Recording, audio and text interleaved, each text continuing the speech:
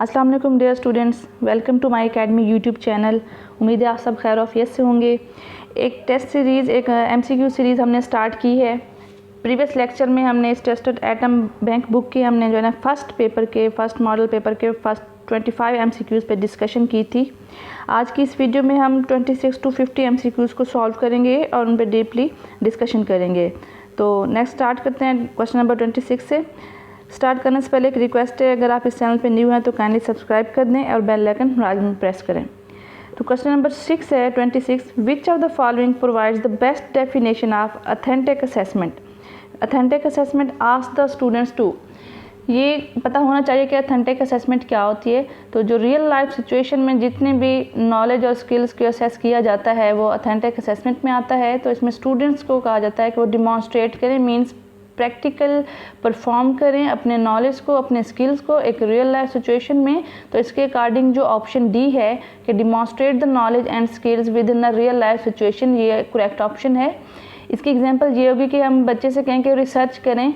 एक बच्चा रिसर्च करता है, ठीक है, तो वो उसकी जो सारी फाइंडिंग्स होती हैं उसके लिए एक रिपोर्ट तैयार करता है। तो वो सारा कुछ रियल लाइफ सिचुएशन में होता है। तो ये इसकी बेस्ट एग्जांपल है कि रिसर्च जो बच्चे करते हैं, ठीक है, रिसर्च कंडक्शन इसकी बेस्ट एग्जांपल है अथेंटिक असेसमेंट की। Option D is correct option. Next है 27, an evaluation of the student performance in a specific learning context is called. Evaluation हो रही है, बच्चे की परफॉर्मेंस को हम एवेल्यूएट कर रहे हैं एक स्पेसिफिक लर्निंग कॉन्टेक्स्ट में। तो option B is the product evaluation, ठीक है, करेक्ट ऑप्शन ऑप्शन बी है। नेक्स्ट है 28, the examination of the experiences and activities involve in the learning situation. Learning situation में जो भी एक्टिविटीज़ हैं, जो भी एक्सपीरियंसेस है, आप उसको एग्जामिन कर रहे हैं, तो ये हमारा आएगा प्रोसेस एवेल्यूएशन में, option number A. C option पे खड़ा है फॉर्मेटिव एवेल्यूएशन। तो ड्यूरिंग टीचिंग हम जो भी टेस्ट लेते हैं, चेक करते हैं लर्निंग को बेहतर बनाने के लिए, वो हमारा फॉर्मेटिव एवेल्यूएशन है। ईयर के एंड में हम सर्टिफिकेट देने के लिए, जो भी क्लास प्रमोट करने के लिए जो भी हम टेस्ट लेते हैं, एग्जामिनेशन हम लेते हैं, तो वो हमारा समेटिव एवेल्यूएशन में आता है।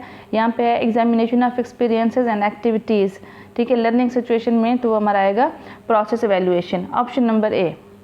नेक्स्ट है evaluation is an umbrella term that covers। evaluation एक umbrella term है जिसमें ये तमाम चीज़ें कवर होती हैं। मेजरमेंट है, असेसमेंट है एंड टेस्टिंग है।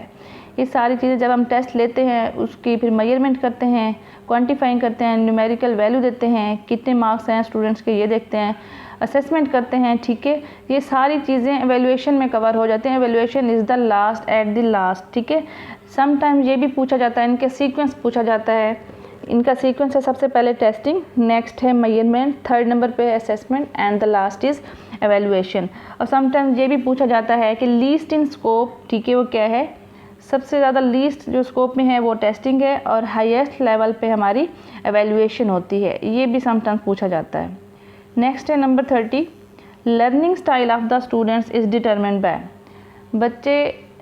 हर बच्चा अपने तरीके से सीखता है, हर बच्चे का लर्निंग स्टाइल डिफरेंट होता है। तो लर्निंग स्टाइल को डिटरमिन करने के लिए जो हमारे पास है वो है असेसमेंट। असेसमेंट से हम पता चला सकते हैं कि स्टूडेंट का लर्निंग स्टाइल क्या है, उसने कितना असेस किया है, ठीक है, ये आएगा असेसमेंट में। नेक्स्ट है question number 31, matching type consist of. Matching type में हमेशा दो कॉलम्स होते हैं, ठीक है, column A and column B. Column A की जितनी भी वर्डिंग स्टेटमेंट्स होती हैं उनका हम आंसर फाइंड आउट करते हैं कॉलम बी में। तो इसमें टोटल दो कॉलम्स होते हैं और इसका करेक्ट ऑप्शन है ऑप्शन ए कि matching type consist of two columns, option number A. Next है the homogeneous material is used in single exercise of.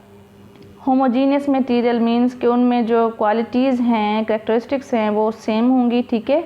तो वो हमारा होता है मैचिंग टेस्ट में, हम मैच करते हैं, ठीक है। अगर हम ऑप्शन बी की बात करें मल्टीपल चॉइस आइटम्स में, तो उसमें एक स्टेटमेंट दी गई होती है जिसे हम स्टेम कहते हैं। उसमें 4 ऑप्शंस दिए गए होते हैं, एक करेक्ट ऑप्शन होता है, ठीक है। तो उसमें होमोजीनियस मटेरियल नहीं होता, डिफरेंट ऑप्शंस होते हैं, उनमें से एक को हमने चूज़ करना होता है, सिलेक्ट करना होता है। नेक्स्ट है ट्रू फॉल्स आइटम्स। उनमें हम एक स्टेटमेंट पढ़ते हैं, ठीक है, सिर्फ ये बताना होता है कि ये स्टेटमेंट ट्रू है या फॉल्स है। में कोई होमोजेनियस मटेरियल वाली बात नहीं होती। जो हमारा बेस्ट ऑप्शन है वो ऑप्शन ए, मैचिंग टेस्ट। ठीक है, नेक्स्ट है question number 33, the correct or best answer out of all option is sort in, कि वो कौन सा हम टेस्ट यूज़ कर रहे होते हैं जिसमें हम करेक्ट या बेस्ट आंसर को 4 ऑप्शंस में से जो है ना हम उसको फाइंड आउट करते हैं। तो वो हमारा होता है मल्टीपल चॉइस आइटम्स में 4 ऑप्शंस दिए गए होते हैं, उनमें से एक को हम स्टेटमेंट के अकॉर्डिंग हम चूज़ कर लेते हैं जो हमारा करेक्ट ऑप्शन होता है। तो option C is correct option, multiple choice items. Next है the completion item requires the student to, completion item में यहाँ पे फिलिंग द ब्लैंक्स की बात की गई है।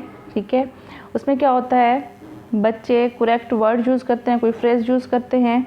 तो option C is correct option के answer a question are to finish an incomplete statement by filling in a blank with the correct word or phrase. होता क्या है कि उसमें एक इनकम्प्लीट स्टेटमेंट होती है, ठीक है, जिसको हम एक वर्ड लिख के उसमें तो उसको कंप्लीट कर देते हैं। ठीक है, किसी क्वेश्चन का आंसर देते हैं, तो ऑप्शन सी इसका करेक्ट ऑप्शन है। नेक्स्ट है, असल में यहाँ पे मिस प्रिंट है आई थिंक बुक में, तो 34 के बाद जो है ना 25 आ गया है, लेकिन मैंने लास्ट पे जाके इसकी नंबरिंग ठीक कर दी है। आज हमने 26 से 50 तक टोटल 25 MCQs करने हैं इस वीडियो में। नेक्स्ट है the central tendency can be measured through, ये स्टैटिस्टिक का क्वेश्चन है। सेंट्रल टेंडेंसी के टोटल 3 मेजर्स होते हैं, 3 मेजर्स होते हैं। इनमें जो ऑप्शन सी है मीन, फर्स्ट ये होता है, सेकंड होता है mode and third one is median. Mean होता है sum of numbers divided by total numbers, जितने भी आपको डाटा दिया गया है उनका सम कर लें और डिवाइड कर लें कि वो कितना डाटा है। अगर 5 नंबर्स दिए गए हैं तो उन 5 को हम ऐड कर लेंगे और डिवाइड कर देंगे हम टोटल 5 पे। तो ये सेंट्रल टेंडेंसी के टोटल 3 मेजर्स हैं, ये भी समटाइम्स पूछे जाते हैं। ठीक है, कौन कौन से हैं, तो वो है एक मीन, सेकंड है मोड और थर्ड वन इज़ मीडियन। तो इसका जो बेस्ट ऑप्शन है कि सेंट्रल टेंडेंसी को मेजर किस के ज़रिए हम करते हैं, तो वो ऑप्शन है option number C, correct option है।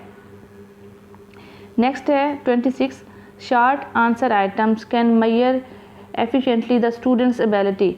शार्ट आंसर में, ठीक है, जब हम शार्ट आंसर क्वेश्चन यूज़ करते हैं किसी भी टेस्ट में, तो हम क्या मेजर कर रहे होते हैं स्टूडेंट्स की कौन सी एबिलिटी, तो जिसमें वो रिकॉल करता है स्पेसिफिक इंफॉर्मेशन को। ऑप्शन ए इसका करेक्ट ऑप्शन है। MCQs में हम जस्ट एक वर्ड चूज़ करते हैं, ठीक है, शॉर्ट आंसर में स्टेटमेंट दी गई होती है तो बच्चा उसके अकॉर्डिंग आंसर करता है शॉर्ट।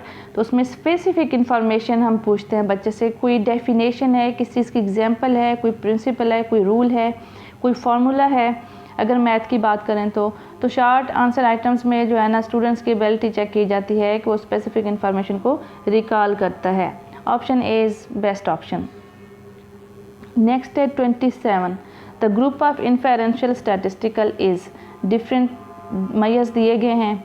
सबसे पहले है मीन, मोड एंड मीडियन, ये अभी हमने डिस्कस किया है कि ये मेजर्स हैं सेंट्रल टेंडेंसी के, ठीक है। और इसका जो बेस्ट ऑप्शन है इन्फेरेंशियल स्टैटिस्टिकल का वो है ऑप्शन नंबर डी, जिसमें टी टेस्ट है, अनोवा है लिखा हुआ है और काई स्क्वायर। अनोवा का समटाइम्स वो पूछ लेते हैं एब्रीवेशन क्या है, तो वो होता है एनालिसिस ऑफ वेरिएंस। ये सारे स्टैटिस्टिकल मेजर्स हैं जिनको हम यूज़ करते हैं रिसर्च में। बेसिकली स्टैटिस्टिक की जो है ना 2 टाइप्स होती हैं, एक होती है डिस्क्रिप्टिव स्टैटिस्टिक्स, दूसरी होती है इन्फेरेंशियल। तो इन्फेरेंशियल में ये टी टेस्ट, अनोवा और काई स्क्वायर यूज़ करते हैं। नेक्स्ट है temperature is the example of,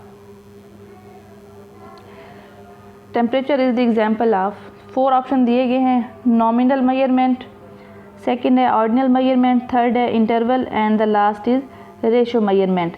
अगर देखा जाए तो चारों ऑप्शन लेवल्स ऑफ मेजरमेंट हैं, टोटल 4 होते हैं।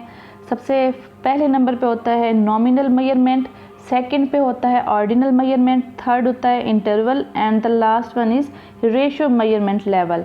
समटाइम्स इनका सीक्वेंस भी पूछ लेते हैं, कौन सा सीक्वेंस है ये भी आपने याद करना होगा, और लोवेस्ट और हाईएस्ट लेवल भी पूछा जाता है। इसमें जो ऑप्शन ए पे है नॉमिनल मेजरमेंट, ये सबसे लोवेस्ट लेवल है।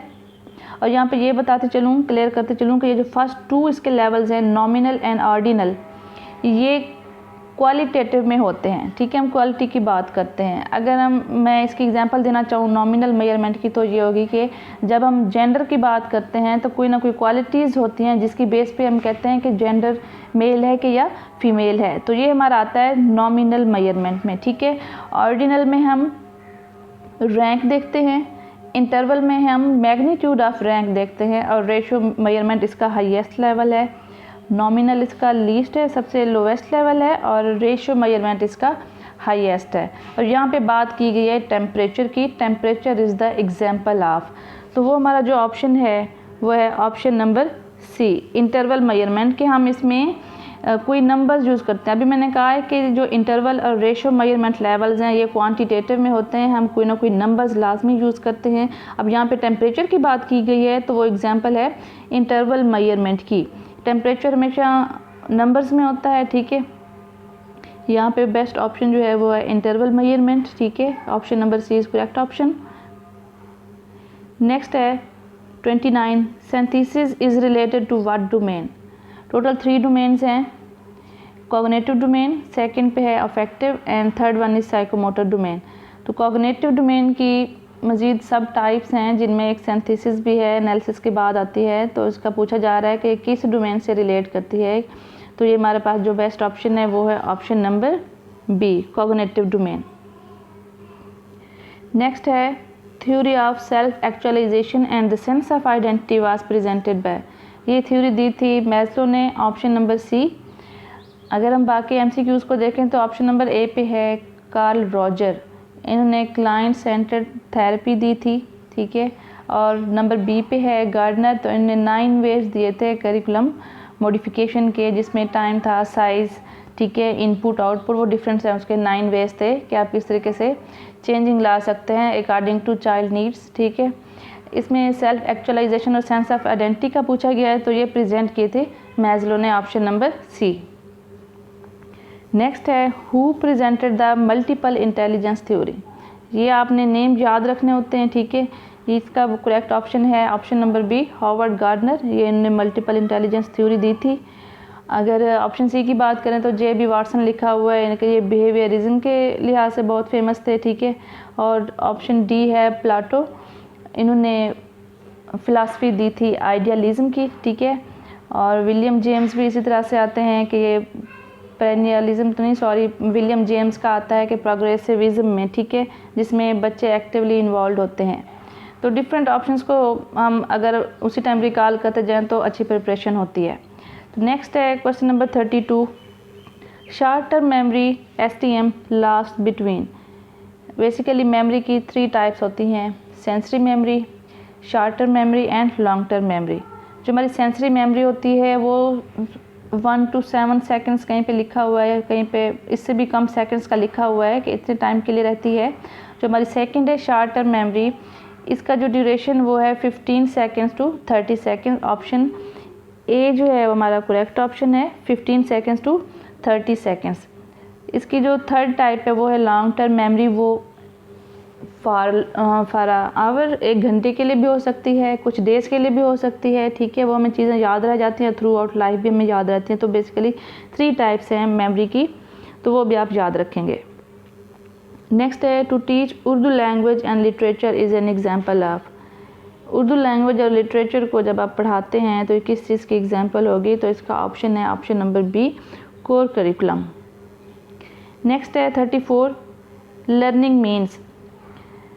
लर्निंग का मतलब है कि जैसे जैसे आपके बिहेवियर में चेंज आता जाता है और वो चेंज परमानेंट होता है, तो वो हमारी क्या कहलाती है, लर्निंग।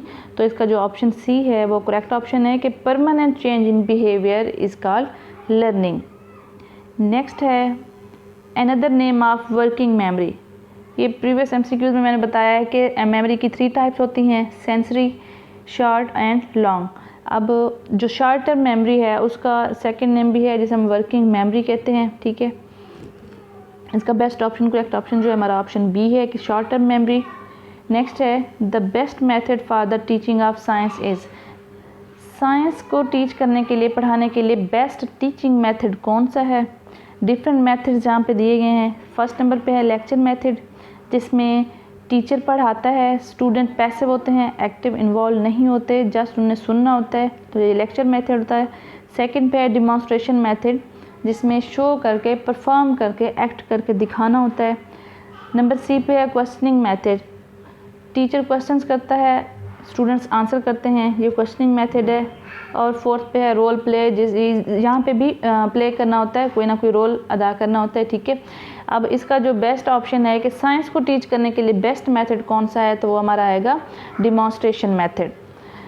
नंबर 37 पे है logical thinking according to Jean पियाजे starts at the stages of. Jean पियाजे ने कॉग्निटिव डेवलपमेंट दी थी, जिसमें उन्होंने कहा था कि बच्चा डिफरेंट स्टेजेस में, डिफरेंट एज में अपनी एज के अकॉर्डिंग परफॉर्म करता है, ठीक है।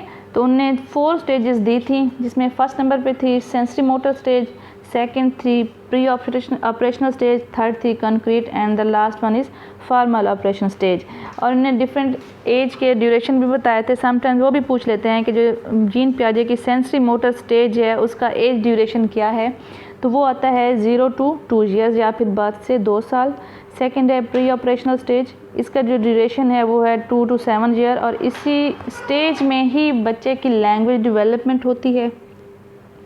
थर्ड है कंक्रीट ऑपरेशन स्टेज, इसमें लॉजिकल थिंकिंग आ जाती है बच्चे में, ठीक है, और इसको लॉजिकल थिंकिंग स्टेज भी कहा जाता है। नेक्स्ट है फॉर्मल ऑपरेशन स्टेज, जिसको एब्स्ट्रैक्ट थिंकिंग स्टेज भी कहा जाता है। ये चौथी है, ये 12 to ऑनवर्ड होती है। तो जीन पियाजे ने कॉग्निटिव डेवलपमेंट दी थी, और उसमें जो लॉजिकल थिंकिंग का कंसेप्ट था वो था स्टेज नंबर 3 में, कंक्रीट ऑपरेशनल स्टेज में था, ठीक है, ये भी याद रखना है आपने।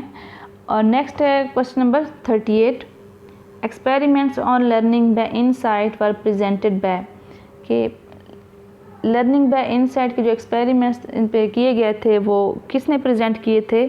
ऑप्शन नंबर ए इसका करेक्ट ऑप्शन है, यहाँ पे बी लिखा हुआ है, थॉर्नडाइक, इन्होंने ट्रायल एंड एरर वाली थ्योरी दी थी, ठीक है, तो कोहलर ने दी थी learning by insight, option number A. Next है translation concrete experiences development of logical thinking are given by, कि कंक्रीट एक्सपीरियंसेस हैं, डेवलपमेंट ऑफ लॉजिकल थिंकिंग है, ये किसने दिया था, ठीक है। तो ये हमें पता है कि जीन पियाजे ने कॉग्निटिव डेवलपमेंट दी थी, उसमें सारे उसने सारे कंसेप्ट दिए थे, ठीक है, कि लॉजिकल थिंकिंग कैसे डेवलप होती है, कंक्रीट एक्सपीरियंसेस कैसे हैं, ठीक है, बच्चा किस स्टेज में कितना परफॉर्म करता है, उसका माइंड लेवल क्या होता है। तो जीन पियाजे को फादर ऑफ चाइल्ड साइकोलॉजिस्ट भी कहा जाता है, ठीक है। इनने छोटे बच्चों को साइंटिस्ट का नाम दिया कि लिटिल साइंटिस्ट हैं, ये इन्होंने दिया था पियाजे ने, option number C correct option है। नेक्स्ट है 40, वैसे 40 है, यहाँ पे मिसप्रिंट है, लेकिन ये वैसे 50 बनता है, MCQ नंबर 50 लास्ट है आज की वीडियो का। तो इसमें है a test design to know the students position in a group is called, कि एक टेस्ट डिज़ाइन किया गया, क्यों डिज़ाइन किया गया, to know the students position, बच्चे की, स्टूडेंट की पोजीशन को देखने के लिए इन अ ग्रुप, किसी भी ग्रुप में। तो हमारा जो करेक्ट ऑप्शन है वो है option B, norm reference test, जिसे NRT कहते हैं। समटाइम इनका एब्रीविएशन पूछा जाता है। इसके साथ ऑप्शन ए पे खड़ा है CRT, क्राइटेरियन रेफरेंस टेस्ट। इसमें जो डिफरेंस है दोनों में वो ये है कि जब हम क्राइटेरियन रेफरेंस टेस्ट की बात करते हैं तो इसकी एग्जांपल ये होगी कि यूनिवर्सिटीज़ में जो सेमेस्टर सिस्टम चलता है वहाँ पे फिक्स कर देते हैं कि 80 प्लस जिसके भी मार्क्स होंगे, चाहे वो 81 हो, 82 हो या 92 हो, 81 से लेके 100 तक जिसके भी होंगे उसको 4 GP दी जाएगी, ठीक है। 60 to 80 इस तरह से फिक्स किया जाता है कि 3 वाले होंगे, ये नहीं है कि 61 वाले को 2 देंगे। तो 61 से लेके 80 तक इन बिटवीन जितने भी मार्क्स होंगे, जितने भी स्टूडेंट्स होंगे उनको 3 GP दी जाएगी। तो ये हमने यहाँ पे क्या किया, क्राइटेरिया फिक्स किया जाता है, क्राइटेरिया को देखा जाता है और बच्चे की परफॉर्मेंस को देखा जाता है, पोजीशन को देखा जाता है। अब यहाँ पे बात की गई है a test design to know the students position in a group, किसी भी ग्रुप में, मीन्स उसमें और स्टूडेंट्स भी हो सकते हैं, ठीक है। एक बच्चे की पोजीशन, मार्क्स को आप क्या कर रहे हैं, मैच कर रहे हैं, देखना चाह रहे हैं कि बच्चे ने कितना परफॉर्म किया है, मैच किससे कर रहे हैं, कंपैरिजन किससे कर रहे हैं। एक ग्रुप है स्टूडेंट्स का, क्लास भी हो सकती है, क्लास के स्टूडेंट्स, उनसे आप कंपैरिजन कर रहे हैं, ठीक है। तो ये हमारा होगा नॉर्म रेफरेंस टेस्ट, ठीक है। इसमें स्टूडेंट्स होते हैं, कोई ग्रुप होता है, जब हम कोई क्राइटेरिया, कोई स्टैंडर्ड जो फिक्स किए गए होते हैं उनसे हम कंपैरिजन करते हैं, बच्चे की परफॉर्मेंस को देखते हैं, तो वो हमारा होता है criterion reference test. Some time इनका एब्रीविएशन पूछ लेते हैं, ठीक है। तो यहाँ पे ग्रुप की बात की तो हमारा जो बेस्ट ऑप्शन है वो है नार्म रेफरेंस टेस्ट। किसी भी ग्रुप के लिहाज से बच्चे की पोजीशन को आप देख रहे हैं तो हमारा होगा नार्म रेफरेंस टेस्ट। इंशाल्लाह नेक्स्ट वीडियो में हम डिस्कस करेंगे MCQ नंबर 51 to 75। ठीक है, आई होप कि आप सबको समझ आ गई होगी। कहीं पे भी इशू हो तो आप कमेंट कर सकते हैं। ठीक है, ओके, टेक केयर, अल्लाह हाफिज़।